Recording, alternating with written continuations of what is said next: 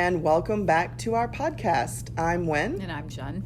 And we're here talking about education. In our first podcast, we were talking about reading, compassionate reading. And today, our focus is going to be on student autonomy. How can we get our students to be lifelong learners? How can we motivate them to have a mindset that their learning is about their lifelong goals, and how can we get them on the track to try to pursue knowledge and changes and improvements for themselves autonomously and in a personalized way. Personalized learning is a big buzzword right now in education. We talk a lot about it in terms of levels for students, right? Like, if this student is ready to move on to this material, let's let them move on, and how do we accommodate in our classroom for students of different levels and needs. But I think that there's a broader topic that goes with that, and that is student autonomy. Right. How do we cultivate a desire for self-improvement in our students? Yeah, and where does that autonomy come from is the question. Because we want to allow for that to occur. Right. And maybe even plan for it. So I guess we can discuss that first idea of where does autonomy come from. Okay. Now, by definition, autonomy, it's kind of funny that we ask where it comes from. Yeah. But it's something that has to be taught, I think, for some students, it's something that they have, intrinsically. For other students, it's something that has to come from an external source, like a parent, or a teacher that they want to please. But what do you think? I do think that there has to be a model of some sort so that Right. students know at some point in their education that there is such a thing as doing things for your own reasons and setting goals and working to accomplish them for your own purposes, not just to complete this assignment or that project that your teacher's asking you to do, that there can be learning beyond that sort of education. And so I think autonomy has to come from that realization. Maybe it's from self-awareness and self-actualization, the idea that you have a goal that you made for yourself that you want to accomplish. And there's a really pure source of autonomy. It really is. To want to better yourself for yourself. Right. And that would be wonderful to see in students, but what happens when that is not something that is naturally occurring in the majority of our students? What then? How do we spark that? How do we Right. get them to start thinking toward those goals? Well, I think that maybe part of the answer could lie in the idea of personalized learning, because with personalized learning, we set up the concept that students can sort of choose their own path a little bit more in the classroom, and that the teacher isn't making one path for everyone to walk down. There are multiple paths that students can choose. So maybe it's about choosing what they want to read in class, or what they want to write about, or how they want to represent their learning. And they do that based on their interests. So the idea is, if they have some say in the texts that they read, in the fields that they get to study, that interest will pull them into, or spark that interest in becoming the autonomous learner. Right, and with enough practice in that freedom, then maybe they can initiate that on their own. And that, to me, would be the goal when we turn students out into adulthood. The idea that they can set a goal for themselves and then accomplish it, because that is a big chunk of adulthood, right? Like, if my goal is to own a house, or if my goal is to get a college education, there's a certain amount of self-direction, a lot of self-direction that's necessary to accomplish those things. Yes, so the goal is absolutely necessary. And I can recall a student of mine last year who came from a low economic background, whose parents had always pushed the idea if he wanted a life that was better than theirs, and that's the story, right? We always want our children to live better lives than we do. Not to live a hand-to-mouth existence or live paycheck to paycheck, that he would have to make enough money to be comfortable, to be secure. And in order to do that, he would have to get a college education. Now, the student had a speech impediment. And I remember speaking to him at the beginning of the year. And he told me he was afraid to speak in class. He was afraid to read in class. And And this was, terrible for him because he had these goals. And so I suggested, as any teacher would, that he go home, pick up a book, and practice reading out loud. And he did. He took my advice and he did what I asked him to do. Good for him. And by the end of the year, as it seems fairy tale, but it's true, he was volunteering to read in class, and he was smiling at me and happy, and I told him how proud I was of him. But this autonomous learning happened because he had this goal, he had this vision. In this case, it came somewhat from his parents, but somewhat from his own experiences growing up in the situation that he did. But that was a pure autonomous form of learning, I think, that I wish we could find a way to cultivate in all our kids. Well, don't ignore the spark that you gave him, right? He had I a gave goal. him direction. Yeah, Right. That's what I'm saying. Yeah. You had to start that off because he didn't really know how to make that happen. Right. So I think that we can't ignore the fact that there's a third player in that decision making, that his parents have an expectation or a goal for him. He bought into that goal and realized that part of that goal, a little piece of that puzzle, was going to be that he wanted to work on his speaking voice and that he, had a more confident element. But then you came in with the piece of the puzzle that helped him with, well, why don't you do this? Right. So, that's the little part that we're talking about, right?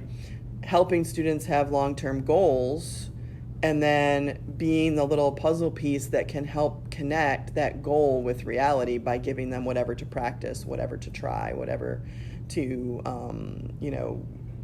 work on for achieving that goal. Right. Because without any one of those pieces, he wouldn't have had that end result, right? Absolutely. So maybe that's the part we're talking about. How do we cultivate a desire for self-improvement in our students? We tap into their own innate goals that they have for themselves and help them to see the little puzzle pieces that add up to that, and then sort of open one up so that they have a real world way to work on it. Absolutely. But that one fell into your lap. Yeah, that was it one did. that just sort of came up because the kid mentioned it to you. Well, of all the years I've been teaching, I wonder how many of those opportunities I missed because I wasn't looking closely enough. Right. Or I was just not noticing. You know what I mean? And that's our job. That's a parent's job. That's a teacher's job. That's an adult's job when we're around kids. And we're being the responsible person. But maybe part of it is, too, that maybe we don't listen as much as we could, but maybe we also don't elicit it. And to what extent are we getting students to think about their goals? Because you can have goals even in kindergarten. You could have a goal. So, and then really, really looking at what the student's own goal is, or helping them realize what their goals might be. Right. Not to give them goals, but to have them authentically come up with their own goals for themselves, short-term and long-term, and then trying to find that little combustible moment where you can say, well, here's how you could start doing that. And in that way, continue the spark so that it can turn into something real for them, maybe. That's a pretty tangible answer to the question, isn't it? Goals. Mm-hmm. Autonomy, goals, they go together. There's not one without the other. Right, and maybe even starting with a big goal. If your goal is a college education, what are the little goals that lead up to that? Right. Or if your goal is to learn how to play the piano, what are the steps that you need to put into place for that to occur? And just giving the students the ignition, maybe, the catalyst moment of how they can start working on that. But I don't know, then there's, in my mind, I'm getting a lot of question marks too, because I am too. If the kid says, well, I want to learn how to skateboard, I don't have any clue how to do the catalyst thing for skateboarding. You knew what to do with that student because it was in my field. Yeah, it's in your field. It's something that you know, and you just said, hey, why don't you try this? But I wouldn't know what to tell a kid to do to start learning to skateboard. Or what if a kid says, my father's in construction, so I'm going to be in construction too. at what point do we trust a kid that he knows what is best for him and his future? And what point do we say, no, you need to go to college? And is that really our call? If it's a true interest that he has, who are we to deny that interest or not cultivate that interest? There's all these questions, you know what I mean? Well, and you don't want to go against the party line of let's get all the kids in college either. Right. So, I think there's some pitfalls to this concept, but it doesn't mean that we shouldn't try for, more student autonomy. Sure. I think another way we could do it is giving them more choice in the output of their learning. Well, I mean, you're the best example here. You teach an independent study class, so tell us about that. Well, this is the first year of it. So this year we've been doing a lot of, sort of trial and error. I had in mind what I wanted to accomplish. I had an end goal, but I've got about 40 students, and they are all advanced learners. So they're all pretty motivated already by grades, and they're very familiar with being motivated by grades, but less familiar with being motivated in other ways. So I tried to tap into that, and with more and less success depending as the year went on. But I tried to tap into that by giving them a focus and then asking them to choose a project within that focus. Okay. Like first 6 weeks we were talking about education reform. And so they had to do a little bit of research in a direction that they felt was interesting on what is an improvement that could be made in education. And then I also challenged them to research that, find out, if it's about stop giving homework, and what's the research that supports that? Because there is research that supports that. And then how do you want to represent your learning is a big question I've been asking a lot. Like the end product? Right. What do you think would be the best way to communicate what you found out to other people? And then I just drop it. And they have to figure out what that is. Now the problems with that are students have to have enough of vocabulary in different output methods that they could come up with something that works. If they only know PowerPoint and research paper, then that's going to be very limiting answer to the question. And that's even more research they have to do. Right. So I think part of my role in the class has been exposing them to other methods. You can make a video, you could do a podcast, you can do a vlog, you could do well, we're at school. You could make a Padlet, like I taught them some tech tools. Right. You can make a Padlet, you could set up, make a website. So as I started to introduce them to that and open up those opportunities, it was easier for them to choose the right avenue. But they had to know the variety out there that was a possibility. So I would say maybe two things there. You have to be able to help them spark their interest, and then also you have to give them the background tools necessary to make a good choice for how they want to represent their learning. Because, let's just be honest about it. A lot of school is about very specific certain outputs. How can you do on this standardized test? How can you do on this PowerPoint, this poster, the standard things? And we have technology that can help us advance in that area. And as soon as you open that up and ask the right question, which is how do you want to represent your learning? What direction do you want to go with learning that? And how do you want to represent that? What's the best way to present that to other people? That's pretty much been the foundation of the course. Did you see that by giving them so many choices and so much opportunity for sort of creative freedom, that their motivation for working went beyond grades in your class? I think for a lot of them that's true. Because they had the freedom to choose the specific topic that they were working on. They wanted to take pride in it. They wanted to Right. And I feel like most of the products are approaching professional level, as much as you can when you're in high school. Sure. And I feel like they sometimes wanted to extend their deadlines because they wanted it to be just right. Sure. And I think maybe also, I know that we didn't talk about this initially, but maybe the idea that I insisted that there's an outward audience for their product. But they're aware of that audience. Well, they choose it. Right. So if you, for example, if you're making a podcast, then you know that it's going to be on the web. It's going to be available for anybody who wants to listen to it. So you have to be considering your audience in that case. And I think that made them more conscientious too. Absolutely. Because they didn't want their name on something that out there in the internet. We all know nothing goes away on the internet. So right. And so pride was their motivation in that, right, in that sense. Yeah. I want to produce a really solid piece of information that represents what I've been learning on this topic, and I don't want it to be silly. I don't want it to be misunderstood. And so they're seeking clarity and all of that. They want to be comprehensive as much as possible. So I think that's part of it. I think so far we've talked about how the teacher can be the spark, the little bridge between the goal that the student has and accomplishing it or practicing to accomplish it, like your student. We've also talked about how the teacher can also be the catalyst for even thinking about goals in the first place. And then also the catalyst for them choosing how the goal gets realized and solved. Or articulated. Yeah, articulated, or how their learning is represented. Okay, so let me ask you this then. What do you think is the role that self-awareness or maturity level has to do in autonomy? Like, well, that's an interesting question.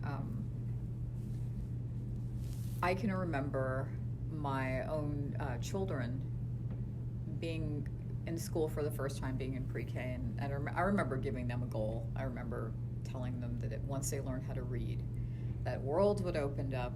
It would change things. Everything would seem different because there was this new level of understanding about everything around them, from signs and the textbooks that or the books that we have around a house and things like that. So I remember my daughter going to pre-K and first learning, the alphabet and how to pronounce things or sound things out phonetically, and then taking her grocery shopping and pushing the cart around, and all of a sudden she started to look at signs around the store that were once meaningless gibberish to her. They were just signs and figures and shapes, and all of a sudden being able to sound out the word dairy or the word meat, or reading labels off of packages, or even driving in a car and her looking around and realizing that everywhere there were words everywhere, on signs, on businesses, and she was just reading them left and right, and she was just laughing, and she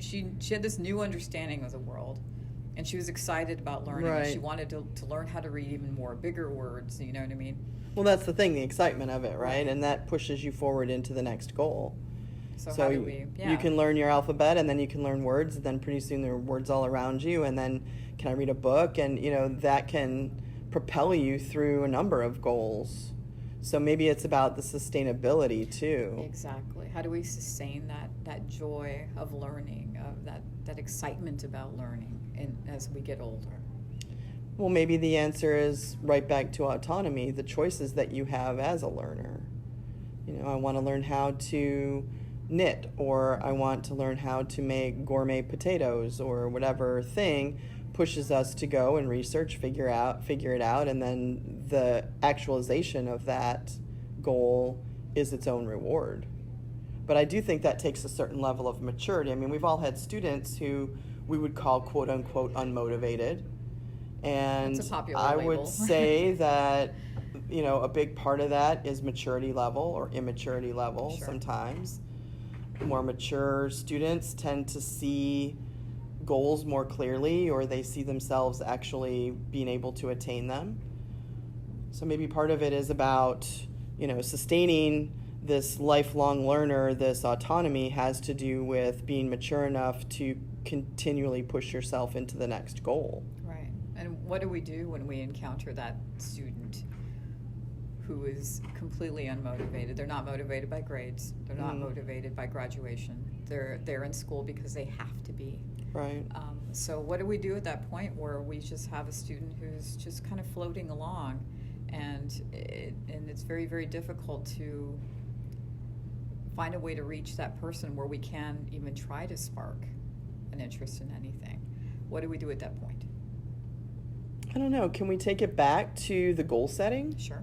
Because even the student who doesn't want to be in school has a goal for themselves as a, person a year from now, 5 years from now, 10 years from now. So if we could even get a little inkling of what that goal might be, or help them to determine what they want that goal to be, maybe that's moving things along in that direction.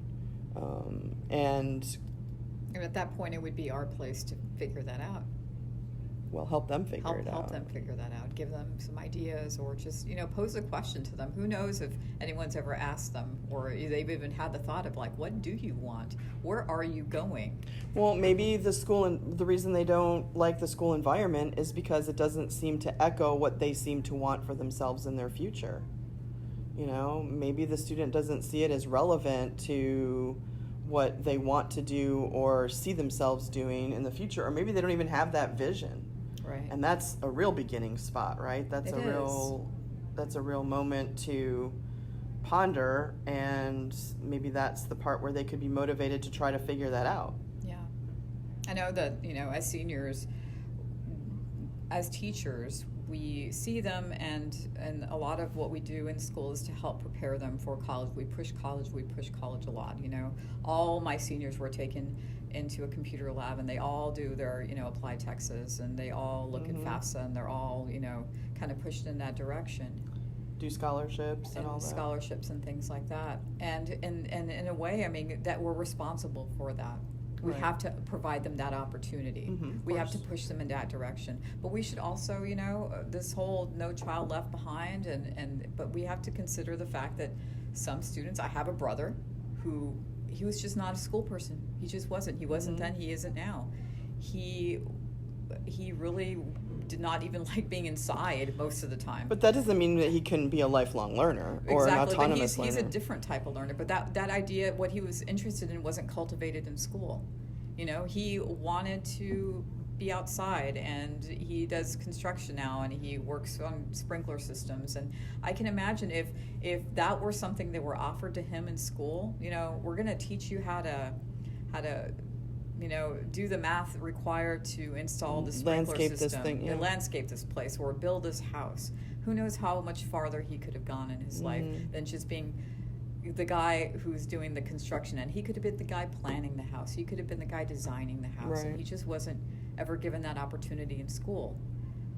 And so I just don't want to see that happening to our kids. And I don't want to see, maybe that's the kid that I'm missing, the kid who hates class and the kid who doesn't want to be there. Maybe that's the thing that I'm missing. Or maybe the kid doesn't even know themselves what that is. But it's our job to show them.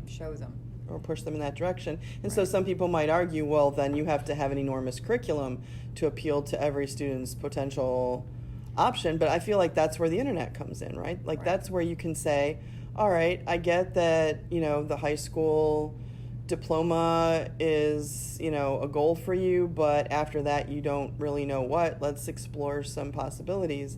Or that you don't want to go on to college, but what are your other options? Or what do you see yourself doing outdoor work, and what could that be? That sort of thing, and using the internet as a tool to help bridge that. Or research, as much as I hate the process. But you know what? I don't think they would hate the process if it was aligned to their personal goal. I'm just wondering, these seem like very practical ideas, and I'm sure to some extent this is already happening in the classroom. I'm sure it is at some point. Well, so why do we still have this issue? Why do we still have this problem of unmotivated students when we are, at some point, they are given, some opportunity to find out what they're interested in, or to find out what they want to research more? Well, maybe that's where the maturity thing is. They have the opportunity, but they don't want to, or they're not mature enough yet to see that a little bit of work in that direction, or the seriousness of it. And see the connection between thinking about it and researching it today to manifesting it and having it actually happen in the future. Maybe that's part of the maturity disconnect. Right. And so that means if it's a maturity thing, we have to keep trying, because that's all. I think that's what someday happens. the maturity is going to kick in. And so maybe that's the time to just work on skills, right? Like, here's how you would search up if you wanted to know how to get a job in construction. If the day comes, yes. Right. If it comes where you want to find out, how do I get a certificate as an electrician? Right. Or whatever, here's how I would do that. And so the opportunity to pursue that would, open up some doors at that point. It's a lot to think about. It seems like everything is sort of cyclical. Yeah, and I feel like we just brought up more issues instead of solving them, but I also think that we've kind of laid out the idea that it's important to honor students' goals. Right. And if they don't have any that they can articulate, to help them realize them, or at least articulate them, and then try to put some little bridges and puzzle pieces in to help them work toward those goals, with the ultimate end result being their autonomy in pursuing all their future goals. I can't help but think about what we discussed together about the Socratic oath. Mm-hmm. And that's going to be another discussion altogether. Yeah, how it will we're be. Always supposed to have, regardless of anything, we're always supposed to have the student's best interest in mind. And I think we do, we really do, but there's so much more that is to be done, and so much more to consider. It's going to be like a process until we retire. That we're Well, and then the constantly next figuring it out. generation and that generation. I mean, it's always Yeah. continual, because Right. young people are always young people coming up. And education is always evolving. Mm-hmm. And it should always evolve. There's But always I think that something. we should leverage the information systems that we have on the internet and our methods of teaching to help work in those directions. Absolutely. And considering the fact that every job you could possibly have is so tech heavy, that technology and the use of it is mandatory. Or even if it's not, they could find out about it using technology. Exactly. That's the whole point. I mean, sometimes we, and I mean this as, the profession, sometimes we treat online information as the savior, right? This is going to help me write this paper, this information that I have, or sometimes it's the enemy. Why am I looking up a summary of Act 2 of Hamlet, instead of reading Hamlet? Right. So I feel like if we leveraged the information that's available at students' fingertips to help them see the relevance in their goals and the steps that it would take to get there, then maybe technology has that additional purpose for them. Because their purpose right now is entertainment purely, or social media, and it's so much more than that. I'm sure they'll come to the gradual realization that they can do so much more with that phone in their hands. Yeah. Yeah. Well, I mean, we all do, don't we? As soon as the dryer breaks and you have to try to figure out, your goal is now to figure out how to dry your clothes, and you have to go on YouTube and figure out, what part you need. Clothespin? What is clothespin? Exactly. So, well, I guess that's it for this particular conversation. We think that some of our expertise will come out in our discussions, and we'll be able to share with you more concrete things instead of just asking abstract questions. How does that happen? But I don't know, maybe we'll make sure that happens in the next podcast. But I do think that there's a lot of value in just pondering and kicking around ideas and talking about what we could be doing in education and what we can value out of our teaching experience and our teaching lives. So I guess our last phase of our podcast today is our gold stars. So do you want to start with your gold star? Okay. My gold star is someone who has helped me so much in the past few years, who I have never met and probably never will. So my gold star for this podcast is Kelly Gallagher. When we talk about trying to spark interest in our students, his articles of the week have been so diverse and so interesting and so user-friendly that I'm so grateful. So thank you for all that you do. Thank you also for staying in teaching. We know that you don't have to. You have so many books out that I'm sure that money is not an issue for you. And the fact that you're still in the classroom is so meaningful, because you're still in the trenches and you still see what we go through. So the fact that you are where you are and you do what you do is very special. So thank you. It's funny that you chose your gold star to be somebody that you've never met, because my gold star is also somebody that I've never met. I've been trying this year to be a little more active on social media, specifically with Twitter, in the education discussion, the education sort of information and dialogue that happens. And so one person that I follow on my professional Twitter is Dr. Brad Johnson, and he is he is a former administrator, and he comes out with these little pearls of wisdom and just sort of drops them on Twitter, and everybody just goes berserk. He's always got, like 3,000, 4,000 likes and, retweets and all that stuff, because he just sort of says the things that we all think. Right. And he just sort of drops these little truth bombs all over Twitter. And I think that that's brave. And I think that that's necessary. And I think that that's something that we can all sort of aspire to, having that sort of authenticity in our communication. And so my gold star goes to Dr. Brad Johnson. You can follow him on Twitter at Dr. Brad Johnson. He's not paying me for this endorsement, but I really admire what he's doing and the impact that he's had on the dialogue on the internet about education. Great. So I guess we'll sign off and speak to you all later. Alrighty. Thank you for joining us. See ya.